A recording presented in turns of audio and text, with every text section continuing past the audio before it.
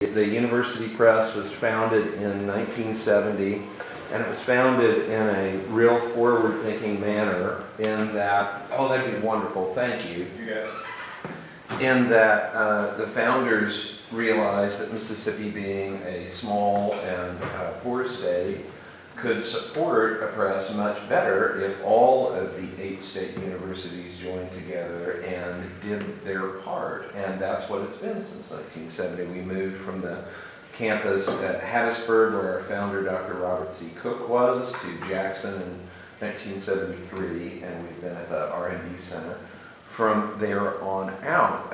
At University Press in Mississippi, 20 publishing professionals bring to market 85 new printed books each year, 340 electronic books in 4 and sometimes 5 formats, and 10 to 12 books that are distributed or reprinted via print on demand each year. And if you're doing any kind of math, you can realize pretty quickly that that productivity calculates to 1 author creation brought to market every single day that we turn the lights on at the press. So we are really active.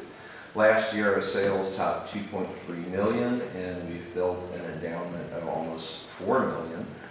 But UPM thrives only based on the publishers that we can attract to UPM to do that publishing, and that's what we're here about today. I sense that none of you are scholars who have brought a manuscript that you wish to talk about with University Press of Mississippi. We're actually all in the program. Well, Okay. perfect, great. Are you students of Tommy's or Beth Ann's or? We're all fiction writers. We're all fiction writers. Just and fiction. we've had, Yeah. Okay, yeah. well, fantastic, great. Well, let me just introduce the publishers then on our panel. It was our idea this time around, as we made our 8 campus visits, we do that each year, to bring people together who were very new to publishing, and also bring them in front of people who would be interested in finding out, is there a possibility for me in the field of publishing? I'm Steve Yates. I'm the Associate Director and Marketing Director at University Press of Mississippi, and I came to University Press of Mississippi from the University of Arkansas Press. And I very much wish that at Arkansas, or better yet before that, when I was getting my English baccalaureate at Missouri State, I would have known about University Press Publishing, because I could have discovered the career path that I'm on now, rather than muddle through as all of us do before we stumble into publishing. Today, we have gathered Emily Snyder-Bandy. She earned her BA in English Literature and Justice, Faith and Culture from Belmont University. She taught 8th grade U.S. history at a charter school in South Nashville before moving to Jackson in 2015. She writes curriculum for Schmoop Incorporated, which is the funnest name to say of any corporation that I know, and is currently assistant to the director at University Press of Mississippi. Courtney McCreary earned her BA and MA in English from a rival state university, Mississippi State University, and she began work as the marketing assistant at UPM in 2011, and is now the publicist and the promotions manager at University Press of Mississippi, so a very recent and wonderful step up. Lisa McMurtry earned her BA and MA in English from similar rival university, Mississippi State University, and her MFA in creative writing from Florida State University. She taught freshman English at the college level for 5 years, and her poems have appeared in the Cincinnati Review, Ninth Letter, West Branch, and the Journal. Since 2015, she's been with us at University Press of Mississippi as the editorial assistant. So I'd like everybody on the panel to talk with you about how in the world they discovered publishing, and see if we can get you excited about it. Awesome. Well, I'll start. So as Steve mentioned, I was an MFA student. Are you also an MFA student? The rest of Yes. the group is. So So we kind of have similar. I was like finishing up my MFA and at Florida State, and we had a little class where we would talk about publishing, and we would talk about like mostly submitting our work to different journals, and we focus on which journals would be good fits for our work, which was great, by the way, if you're looking for good ways to organize yourself to submit. But one of the things that we talked about is occasionally we'd have someone come in and they would talk about like working in publishing.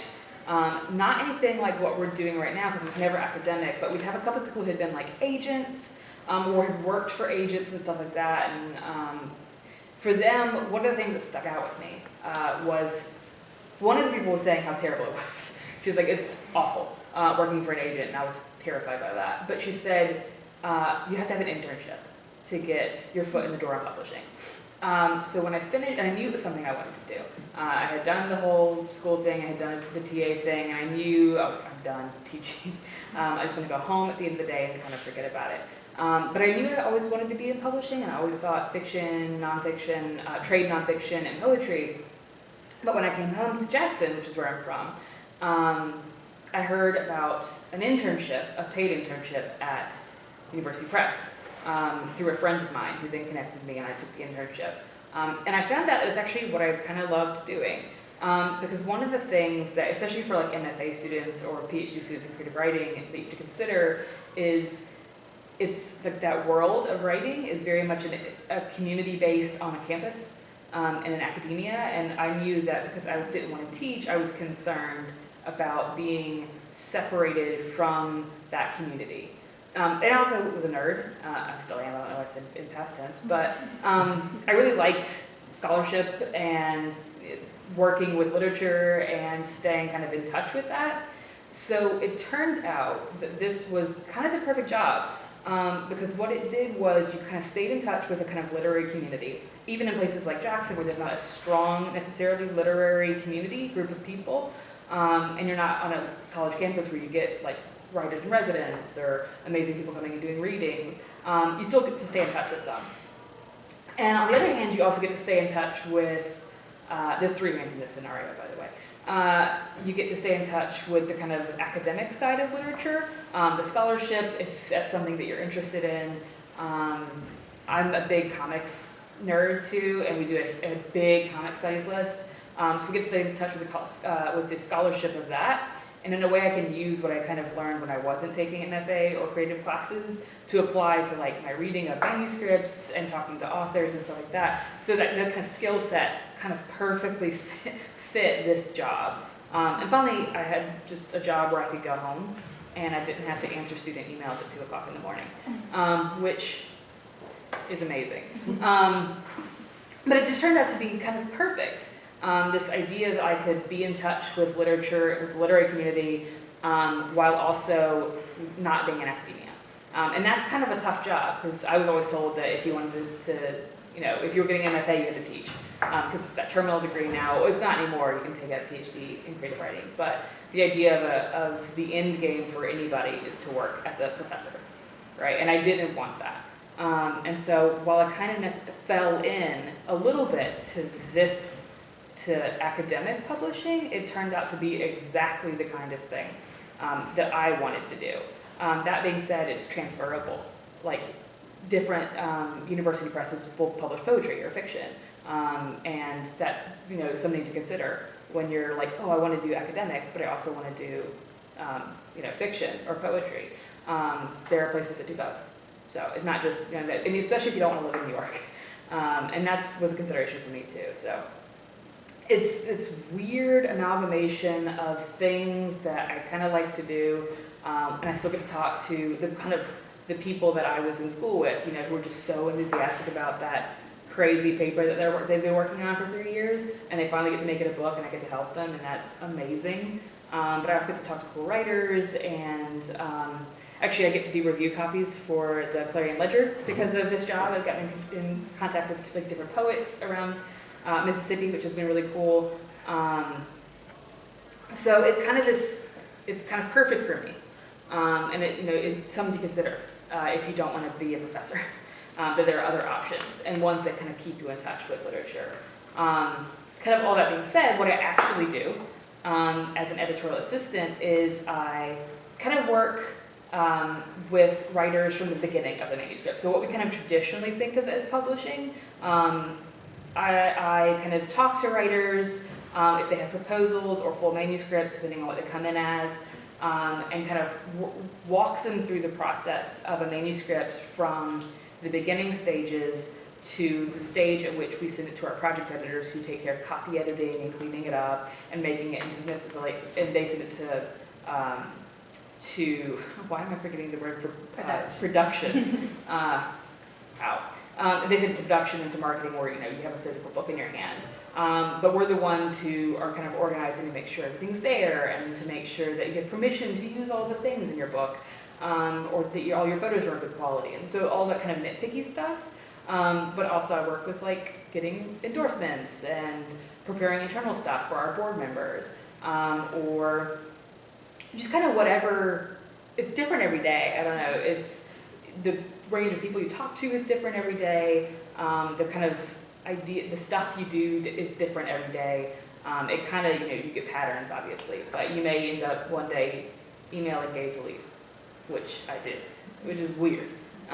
This is before his most recent book came out, so it's a little bit easier. Yeah, so that's pretty much where I kind of end. It goes to production, and then it goes to marketing. And so marketing is the other kind of traditional way we think about publishing. So I'll send it over to Courtney, who can talk about marketing a little bit more. Excellent. Okay. So much like Lisa, I was kind of looking for something, because I went to school as well. I had my degrees in emphasis in creative writing. And when it got time to graduate, I thought about doing my MFA, but like Lisa said, I just knew, the one thing I knew about my life was I did not want to be a teacher. Like, in anything that would require that, and also was kind of burned out at school, 6 years. Like I went right in from from undergrad to grad school. 6 years of school was kind of over learning at that point. And so I just really kind of wanted something to be, though still in the like writing community, something that would keep me plugged in for, because, you know, I'm still a writer. I just because I stopped school didn't mean I want to stop, you know, being in this world and stuff. And I just basically mass applied to anything that had to do with copywriting, books, bookstores, other publishing companies, other marketing departments that had to do with marketing books, just anything to kind of keep me in that world. And I came across actually the posting for we had an editorial position open at that time and didn't get it, but applied for the marketing position and I got it. And I was lucky that I did, because it turns out I actually really love my job and I really love the press, and it's not something I would have found if I just didn't kind of say, okay, well, I'll try this thing. So that's kind of how I found my way to the press. And I'm going to tell you just a little bit of what I do every day so you can kind of have an idea. So the marketing department of the press is made up of six people.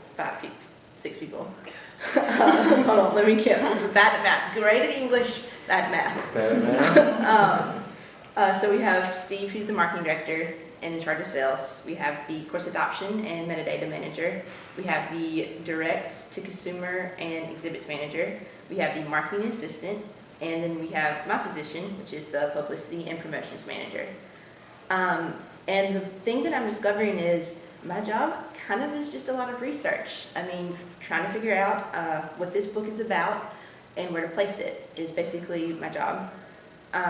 Because you kind of have to know a little bit about everything, because especially a press like ours, and I would imagine that most presses our size are kind of made up the same way with the editorial department and the production department and the marketing department. And we have a kind of a wide genre of subjects we publish, and so you just kind of have to be at least a little bit familiar to know where to place it. I send out review copies, I coordinate interviews, I pitch books to people, I am in charge of our social media at the press, I nominate our books for awards, and I feel like most of my day could be spent emailing, just between authors and pitching to people and fielding requests for books and interviews and such. I could really do that all day. But then we also have stuff that the press is involved in, like statewide stuff, the Mississippi Book Page, for example, and the Mississippi Book Festival.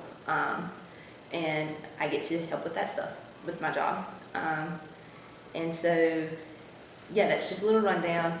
Ask questions afterward if you have anything. It's a lot easier to answer questions than it is to just kind of talk about yourself. But I'm going with that. Emily. Okay. So like Steve said, I was an English and Justice, Faith, and Culture major at Belmont in Nashville. I started out actually as a history major and then switched once I realized like my favorite way to learn about the world, which is why I was a history major, was through reading literature.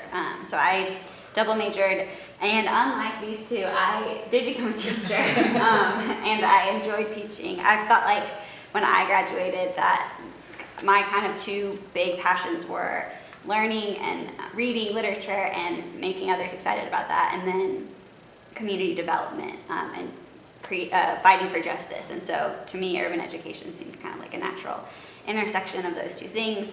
I taught 8th grade U.S. history, so I got to use those early history classes. And then I got married and moved to Jackson, and so I was looking for a way to continue that passion for education, but behind the scenes or in a different field than just in the like on the ground in the classroom.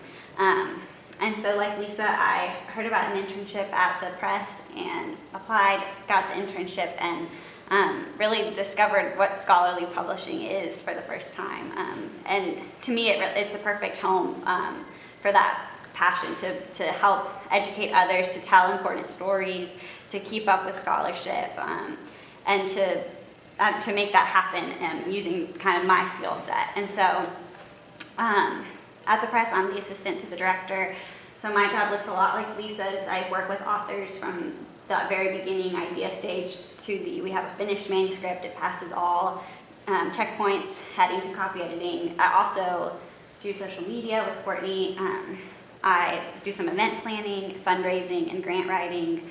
We just did our budget forecasting earlier this month, so that was a new experience for me.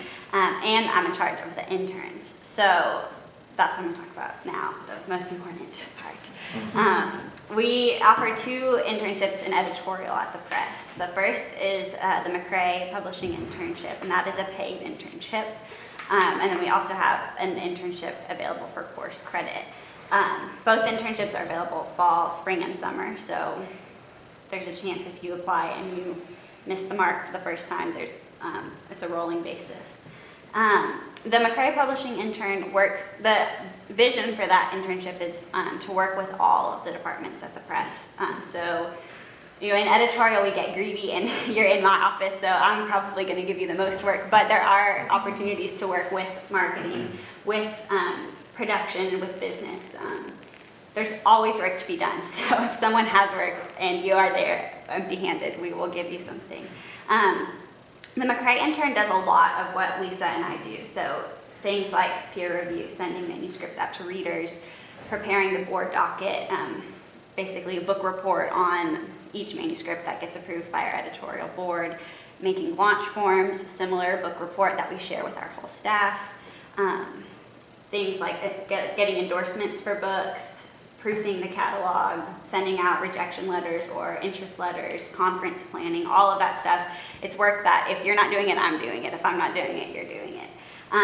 And for the McRae internship, we offer a stipend. It's about $500 a month, depending on how many hours you work.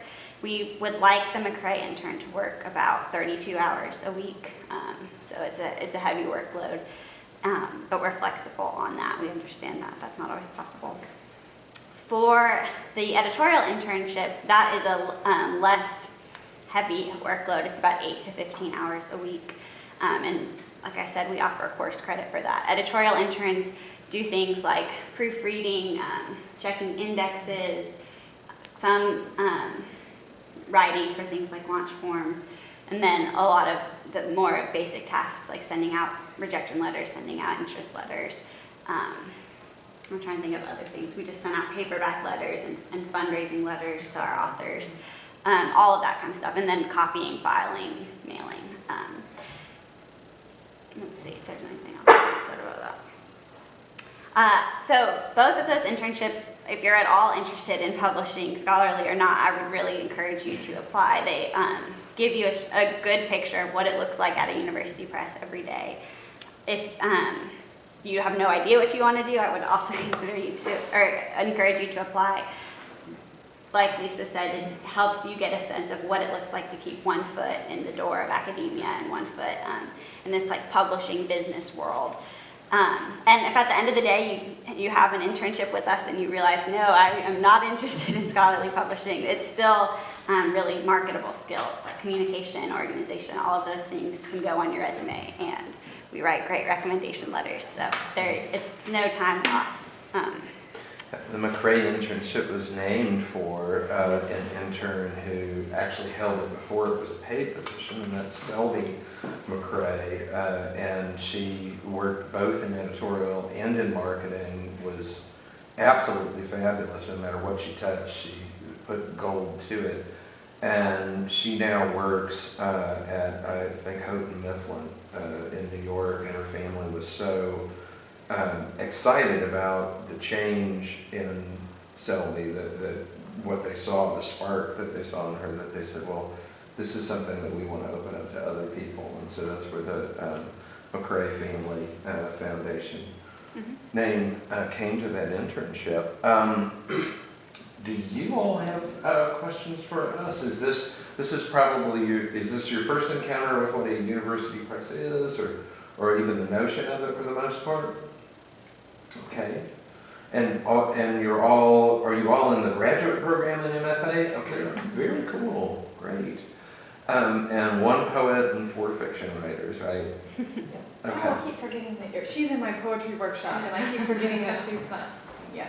Okay. Yeah, I do know. So you do both. Wonderful. Okay, great.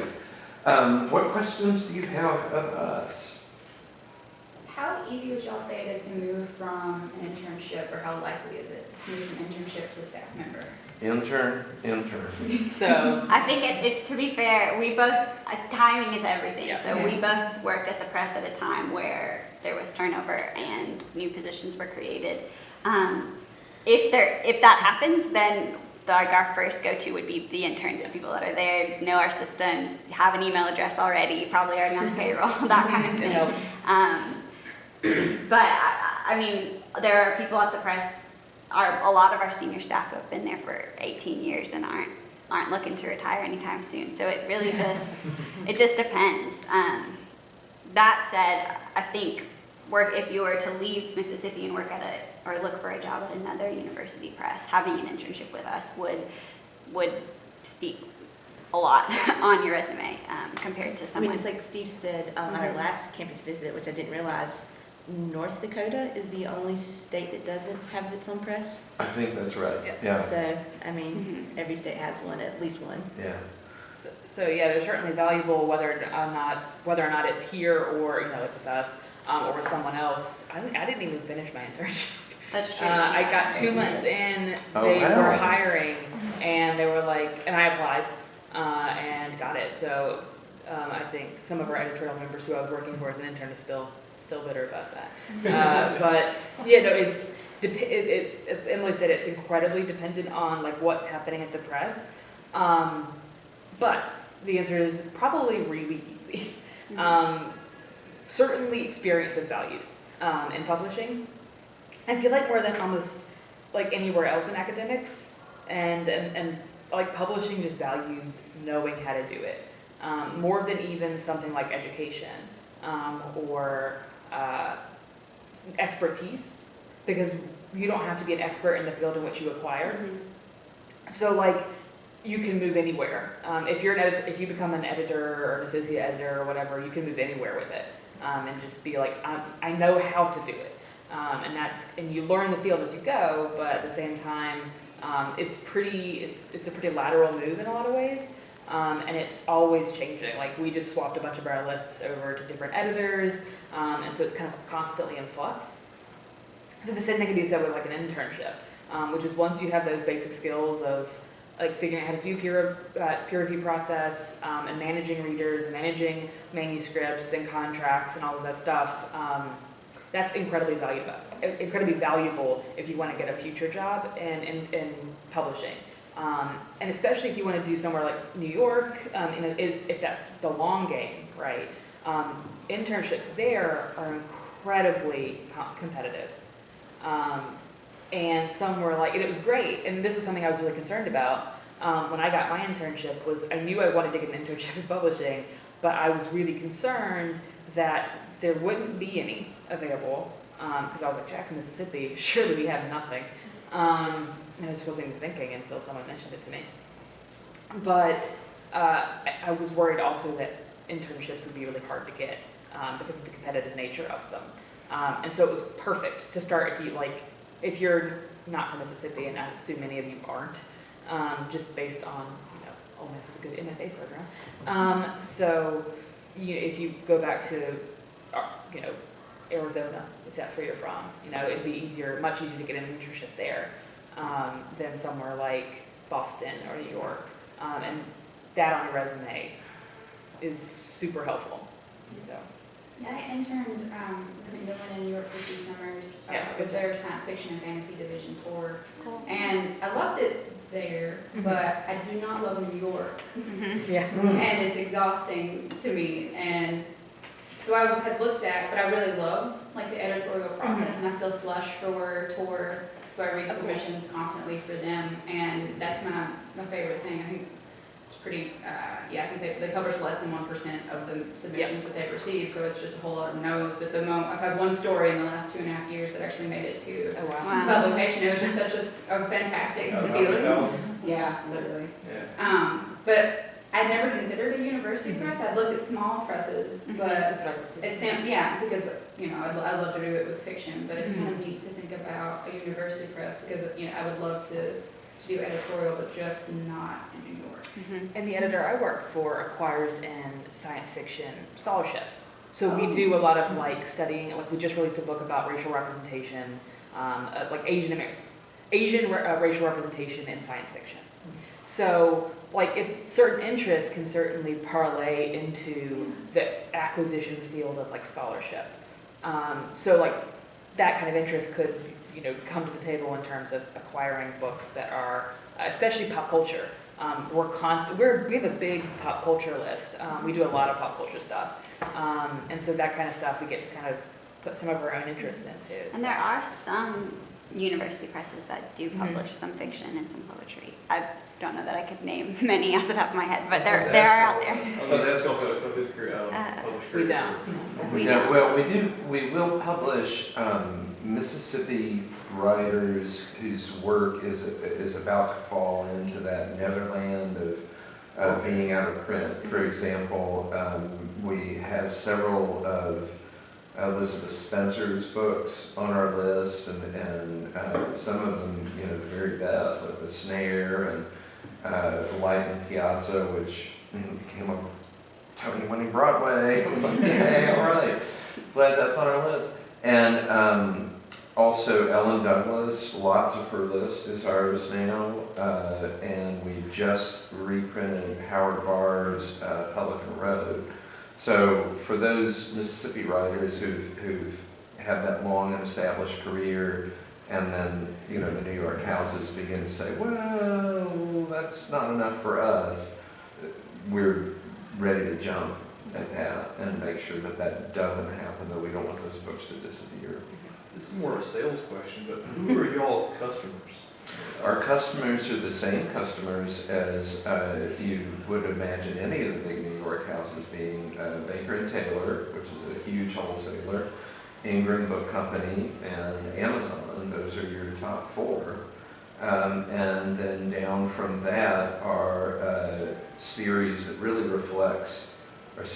customers that really reflect the kinds of books that we publish, in that a great big outfit in Contoocook, New Hampshire, called Yankee Book Peddler, picks up a lot of our library books because they supply the academic library market. So the disorienting Planets book that Lisa was talking about is not going to be at Barnes and Noble, and it's not going to be at Square Books, and it may only be in small numbers at it's ISEA, right? At the Barnes and Noble in Baton Rouge, LSU's bookstore. But otherwise, Yankee Book Peddler is going to be getting that out to all the libraries that still maintain collection in sci-fi are aggressively doing that.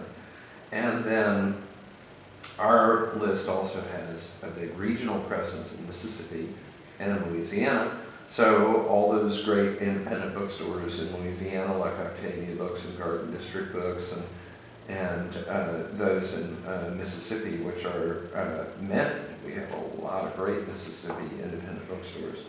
That's where you're going to find our trade regional list. Any other questions? I thought maybe I would ask a couple of questions of our panel too, and just keep us talking for a little bit, if that's all right. The two on our panel who are both writers, do you find that the schedule we maintain is, I think it should be emphasized that University Press of Mississippi publishing 85 new books a year and the number of electronic books that I just spoke about, plus all of the backlist that we actively market, we publish more books per employee than almost any other university press. We also attain more sales per employee than almost any other university press. And other university presses know that. If you've been an intern in Mississippi, there is a stamp to who you are. They know that you've learned at a program where nobody's fooling around. There's a lot of work involved. But saying all that, do you all find the peace of mind and the emotional energy to write when you want to write? Courtney? I mean, sure, it can be draining, and there are definitely days where I don't want to, but I mean, it's a job in itself, and you have to take it seriously, and you have to make time for it.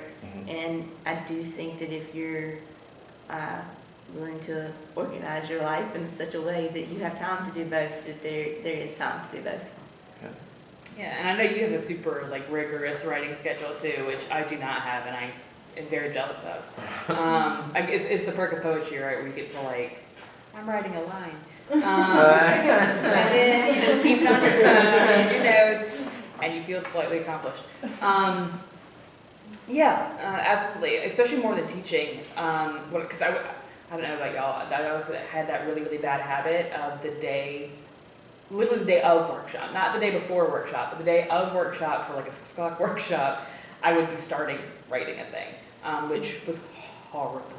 And it always made me feel bad, and I was I have 100 papers to grade, and I have 20 pages of an essay, and then 50 pages of lit crit to just slog my way through, even though I don't understand any of it. And so writing was exhausting. And it's still, it's always going to be exhausting because it's mentally you're I suck.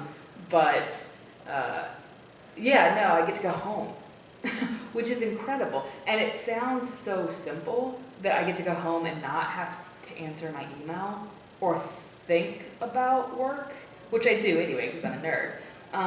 But I have that option to just shut out everything else. Go sit at my favorite coffee place and work. And I get off work at 4:30 or 5. So that's so much time to just do whatever. And on the weekend, I'm not just sleeping because I'm trying to catch up on all the sleep I've missed, right? Classes are great and you can sleep in until 10, which is what I always did. But at the same time, there's always something to do that is more important than writing, And everyone always says teaching is, you should, I don't know if y'all TA or not, yeah. But they always say writing should be the most important thing for you. And you believe that, right? But it's never true. Because your students always have to come first. And that sucks. And with a 9 to 5, that's a lie. With an 8 to 5 job, you actually get to put that first. which is really, really nice. And also you get to read without feeling guilty, which also great. So I can like read a book for pleasure. And Emily, do we leave you the space in your heart and in your mind to create and do the cool things that you want to, or do you find yourself, yes? I'm not writing anything currently for Schmoop, but you forget I write curriculum. for That's Schmoop. right, that's So it may right. not be the types of writings that you are producing, but I will write Yeah. quizzes on economics for third graders and Yes. other such fun topics. And I could do that Okay. while a full-time employee of the press. Good, good. Each of us encounter some really strange and amazing people as we navigate this publishing world. My favorite moment up and down the hall was standing outside customer service and hearing Martha, who helps people get their books, or at that time she was the person who helps people get their books and ships them all over the country, and she's on the phone with someone and she says, "The Spike Lee!" And whoever it was on the phone was the Spike Lee, ordering our film books. I wonder if each of you would offer up that crazy star moment of the person you never thought you'd ever be, either in email contact or on the phone with. I could start, yeah. I have two little ones, I guess. I'm a big comics nerd, and if you like comics, you may have read Chris Ware's stuff. It's incredible, and he doesn't like to be called a genius, apparently, but he's a genius. And he works regularly with the press, which is just weird. We've published a bunch of his conversations with him and studies of his work. And he also designs covers for some of our blues books, because apparently he likes blues. So we have a series of blues, thick blues books, blues studies books. And he designs the covers, and they're awesome. And I'm so excited when I get to email and I'm like, "Hey, Chris, I'm friends with you." I'm not. But, so that's a good one. And we have a big films list. And we have these conversations books, which we haven't mentioned yet, which are a little bit more of the kind of tradey, trade value type books that you assume from a different kind of publisher than not academic necessarily, which is we have conversations with comics artists. So we're doing Alison Bechdel right now, and I'm geeking out so hard. And film and writers. So we had a big film display at a a small film house in California, and it had a bunch of our books, of our conversations with directors and stuff like that. And David O. Russell saw it, and he was like, "Why don't I have one?" So he called us and was like, "Get me one of these books, please, about me. Let's work it out." And I was like, "Yes, Mr. O. Russell, yes, I will do that for you." So that was just, it's like, "Why are you calling this?" But it was really cool. And I was like, it was a well-respected thing, and he wanted one, and who were we to deny it? So it's going to happen, right? Yeah, it's going It's out. on it's in the spring season, Yeah. I think. So it's coming out soon. Okay, well, mine's not David O. Russell, but pretty cool. So when I first started working at the press, one of the season that we were working on, one of the books was Conversations with Grill Marcus. And 2 weeks ago, he emailed me and asked if he could have a review copy of Godfather of music business. I was like, Godfather of country music, that's not right. Yeah, that was pretty cool. The subject of a book that you promoted is now emailing you asking if he can review another book for Pitchfork. Pretty cool. That's pretty cool. Yeah. I'm trying to think of, I work with the director who acquires new music, so I have a lot of musical icons. There's one day where I sent off a manuscript to Keith Richards and Bob Dylan in the same day. I was like, no, don't mind me. But I never heard back from either of them, unfortunately. But I did hear back from Robert Plant and Bobby Rush, so those are two cool emails that I have. Fun times. Excellent. More questions, y'all? Do you have any advice or best practices for people who are thinking about interning, like things we should expect or anything like that? It's a great question. I mean, in terms of the application process, and I think I've been talking to our current interns about this a lot. I think for the English majors, our struggle in finding jobs is that, like, we know how to read and write and think, but not everyone, when they look at English major on a resume, assumes that or gets that, and so practice talking about that in like concrete ways. So I made our interns a couple weeks ago tell me, like, sell me on their skills and practice.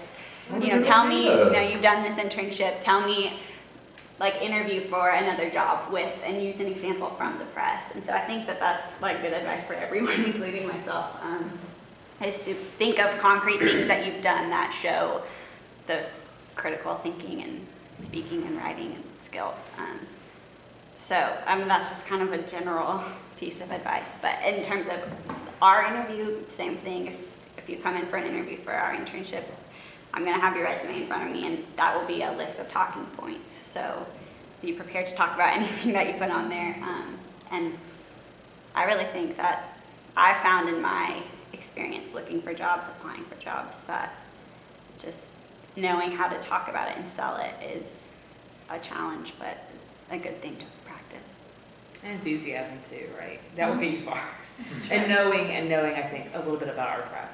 That helps, because a lot of people think that, and I thought so too, that we publish fiction and poetry and stuff like that, so sometimes a lot of people come in and talk about that, and I'm like, okay, but no, we don't do that anymore. We used to. Publish fiction at least, I think. Did we ever publish poetry? I didn't think so. Yeah, I mean, I agree. I think that, don't get sloppy on your resume, like, don't let it slide. But when I'm hiring for, like, our marketing aide position, our part-time position, that the thing that always impresses me is someone who's just eager to be there and eager to learn. And, in a lot of ways, this is kind of like a trade to learn. And so, someone who really is looking at that, who are just honest about, hey, I want to work in publishing, y'all are great, please teach me how to do this job. And like that always really impresses me, as opposed to the person who's just like, I'm really great at proofreading. And I'm like, well, if you're an English major, I'm kind of hoping that you are. And Courtney, were you always impressed though too with people who would come in with a question that made you think, hey, wait, they went through the website, or they've been reading some of our books, and that question wasn't just something that they trumped up, that this is something they really thought about, and they give it earn, like you said, care. So that would be really, really great. I have a question. Do you know what kinds of jobs former interns have gone on to do? Like, do people go look at other presses, or is it kind of a... Yeah, they do. Selby Cray being the one that comes immediately to mind. But others have gone on either in university press publishing or some kind of, some of them move on to some of our partners, meaning things like museums and archives and things like that. They're here working with us because they're excited about either the history list or something like that. And then they get a real good job at archives and history, or go somewhere else, a library. I'm trying to remember who else has gone on in publishing. Many people who've worked with us go on to other university presses, like our publicist was just hired as the marketing director at University of Alabama Press. Who am I forgetting recently? Two of our other staff members. Yeah, it's just so weird that we've had so much turnover recently. So like all of our recent interns now work full time. So I think Lisa, Emily, Christy. Yeah. She's a project editor. Yeah, Mary. Who's an editorial assistant. Jordan. Jordan. Well, Two. she was a marketing aide. Yeah, she was a marketing aide.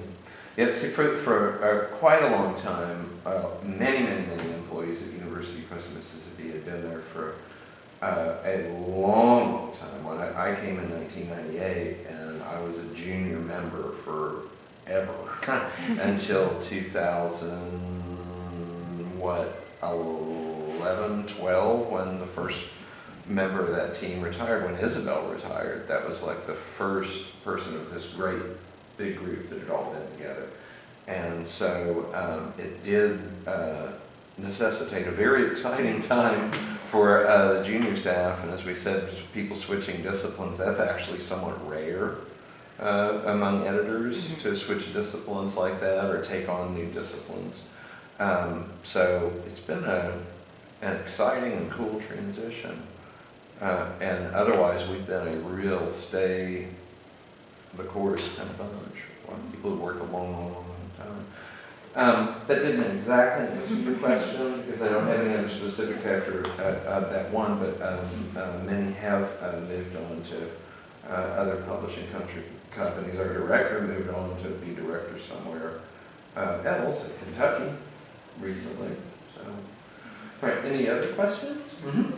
Oh, go ahead. Just a quick question, are your internships like online based or do you live in Jackson? No, they are in Jackson. I meant to say that. So that can be a challenge if you don't have the connection in Jackson. But that's where our office is, and you share an office with me and really get the feel for what it's like to work at a 20-person press. I have a question too. I do want to be a teacher, and but this is fascinating to me.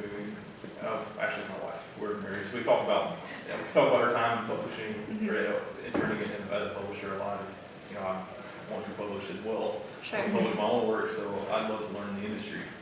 Which was my thinking exactly, like that's how I got here. Yeah, and we're both about to graduate, actually, so we're third years, and so I'm really interested in this for the summer, or in the future. But how do you think this or the skills we'll learn here will cross over into teaching, or can take to the academic market? Obviously, the organizational skills and that kind of thing. But what specifically about this? I mean, you may be able to answer this because we're teaching and maybe teaching in the future or something. But curious about that. Probably kind of a broad question. Yeah, I'm trying to think of some specific examples. I mean, part of it, a big part of our job is communicating with people, with professors well, and keeping up with peer review. So that's probably the strongest connection to academia would be when a reader writes a report, you read it and read their feedback on the manuscript and reading those manuscripts. When I was teaching, I always described my job as like every day is like a new research project. Like I have to teach a 45-minute lesson on the slave revolt of whatever. It's like, okay, I'm gonna spend tonight researching that. And so I think that those research-based skills to finding, a lot of times we mentioned this switch in disciplines. So the director who I work for used to acquire in history and folklore. Now he acquires in film and music. And so he and I are like, I don't know much about film, do you? And so we'll be like, what's going on in the film world? Or who are some good scholars for this manuscript, for this topic?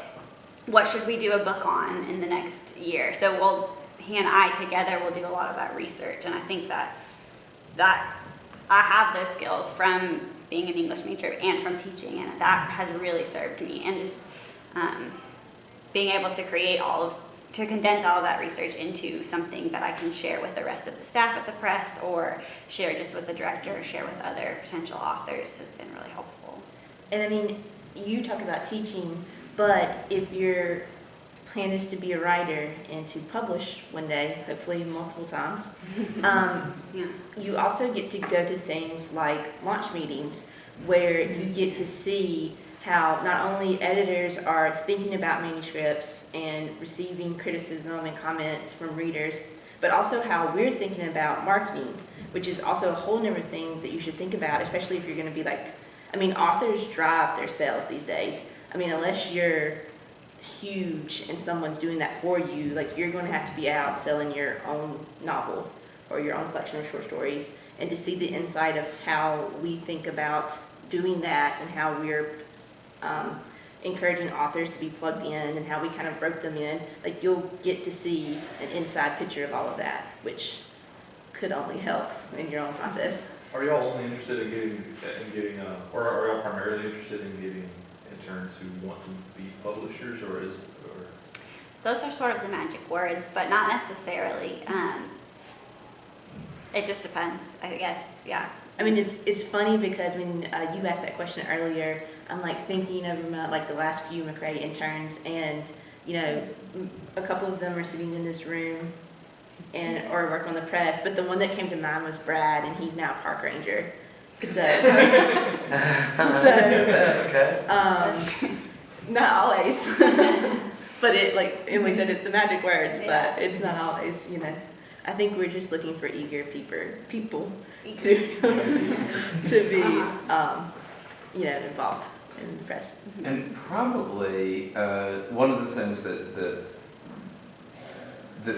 you've all touched on, but that you may not realize is happening, is that each of the editors especially ends up understanding whatever discipline they're in a really new way, in that they'll see what the competition is. They'll see exactly where the conversation is going. And they've got to stay on top of who can do good readings for us about whether a book matters or not and where it's going to fit in the marketplace. And in that way, they can even shape where the conversation is going. In a couple of disciplines, I'd say certainly folklore, but especially comic studies, we are the ones shaping the discipline. And people look at, you know, a whole stack of our books as this is where it all starts. And this, I mean, we have books now on our comics list that actually take umbrage with and argue against books we published 5 to 8 years ago. So the discipline is really being shaped by what the editor is doing and by what Lisa is going to be doing. So I think that would help in teaching. And also I think watching our course adoptions manager work all that would be an eye-opening experience. I think for any writer, understanding some of the gross nuts and bolts of, and I mean gross just in, you know, that these are sort of the nitty-gritty things, not that they're yucky or covered in slime, but understanding the various things that happen when a book comes out, because publishing your first book is the weirdest thing in the whole wide world, and publishing your second book is just as weird as the first one. And I do think that understanding the publishing process will keep you away from hard liquor, and away from you know, panic attacks and things like that. You'll see, oh, okay, wait, well that has to happen right now, or okay, wait, these things that I do right now will matter in 2 months, and not right this instant. So that's also, I think, a very helpful thing for the writer to be in publishing and see how that works. You mentioned that a question comes up of who can do good readings for this topic. Does that mean you source outside readers, or do you mean that that's what you look at in-house and what editors can do that reading? Primarily, so all of our manuscripts are reviewed by at least 2 outside readers. Okay. So if it's a book on hip hop in New Orleans, then I look for who's on the forefront of that, what scholars are at the top of that field, and we'll send it out. I have occasionally, and I'm sure Lisa has too, read something for an editor if for example, we had a memoir of a daughter of one of the first astronauts who went to space, and he asked me to read it and write notes before, so it wasn't quite ready to send out to some peer reviewers, but in-house there's opportunities for that too, and that's always fun. Yeah, I'll do that with like poetry manuscripts. Someone will send in a manuscript about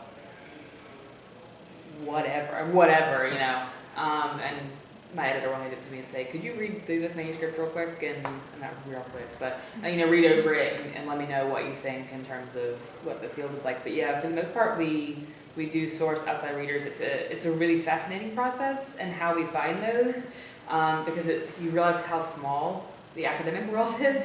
Because what I'll do, at least, I don't know about you, is I'll email someone, I'll have a list, basically, of like the top scholars. And it's great for comics because we have such a good relationship with them now, because we've been doing it for so long, that we're like, oh, we can just call, Hillary Shute and she'll hook us up. Or whatever, and we'll have big names who just habitually work for us the more you do it. But if they can't do it, what they'll do is they'll say, hey, check out this person. This is why they're really good for you, and why they'll be really helpful. And you'll start seeing kind of the same names, and I've compiled a list of people that we can habitually turn to for certain types of manuscripts, certain types of fields, and like where their interests kind of collide. And that's like something to think about for teaching as well, that's something I did as an intern. On top of what I was like help find readers, and sometimes it's just like, who's gonna help you read this manuscript about an Italian actor in like the 50s who did bit roles. True story, by the way, and it was Someone will. lots of people did, and we got good reviews on that book. But yeah, at first I was. And then you become instantly an expert in this field. It's bizarre how much reading and research you do. But yeah, it's a lot of like going to different universities and saying, okay, let's see who's publishing books in these fields. And it's if you're a professor and you teach stuff that's not just fiction, which I guess most professors do now, where they teach a combination of literature courses and creative courses, you may be contacted. Depending on, from whomever, depending on what your field is in. That being said, we do tend to privilege certain like established scholars. This is not to say we don't get young scholars to read our I work. think it depends on the editor. It depends on the editor and it depends on the manuscript. It's just very much like finding the right fit for that. But we do look at like the big names, and you'd be surprised by how often those big names are like, yeah, I'll do this. And I'm like, great. Because they understand it as a responsibility to the large Yeah. conversation, that even though they're not getting paid incredible amounts of money to not only give us an up or down vote about the manuscript, but also in many cases extensively show that author how to reshape the manuscript to reach the challenges of the market or of the discipline and its ongoing discussion. I can't believe the work that our readers do for us, but that's their dedication to knowing that scholarship must advance, knowledge must advance, and they're going to have a part in pushing that and making it even better. So that's how all that happens. That's what peer review, this is one of the things that university presses offer that no trade house might. That peer review shaping of something. Yeah, because some of the stuff that at least I used to think that that's what editors did. And we do that to some extent. Different editors, read and shape to different degrees certain manuscripts. But I always thought like of the editor who's like, in the 50s, who's like with the author in their office, working out like chapter 3. But that's a lot of what the peer review process is. It's like careful annotation of an entire manuscript, which it happens more often than you think, and extensive notes about like how best to make edits, and that's coming from top scholars in the field. So who better than to have a month-long, sit down with your advisor basically, with someone who is invested in your work, invested in the academic conversation that's happening, and wants this book to be the best it can be. So it's really interesting to read, most asterisk. It's often really interesting to read, depending on what you're interested in and depending on the topic.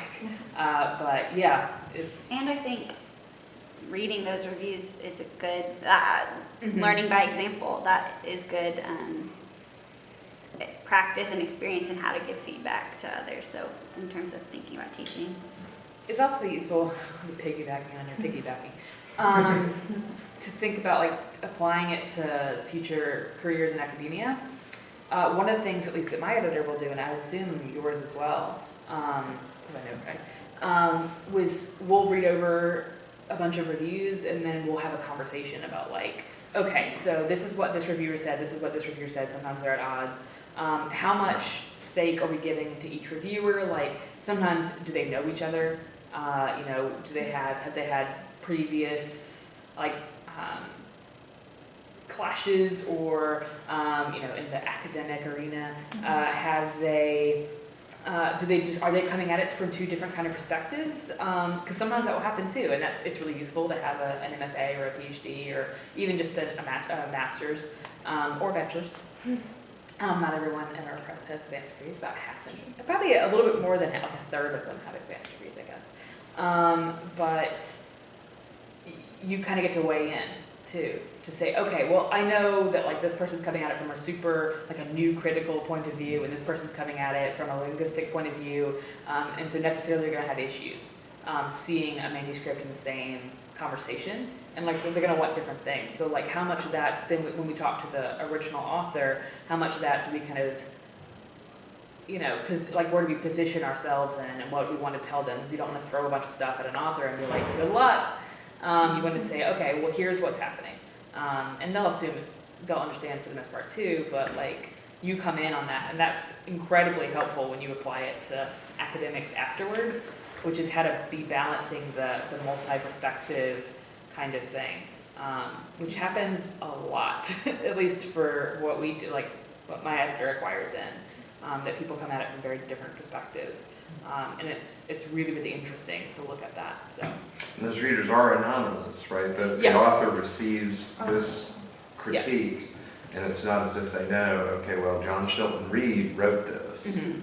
They might guess something like that if they really, really, really know John Shelton Reed and his criticism, but, The reviewer will know the author though, because Yeah. it's on the manuscript.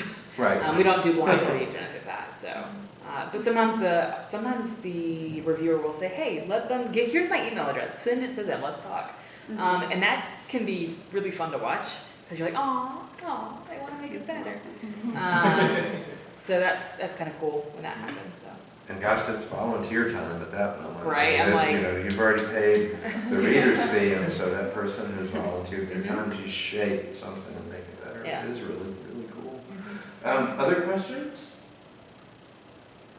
Okay, well, there is a smorgasbord of stuff about us. The parts about the internships are right down here, and Emily is the one to contact and impress if that is your intention. And thank you all very, very much for showing up. This has been a lot of fun. Thanks for Thank you for coming out.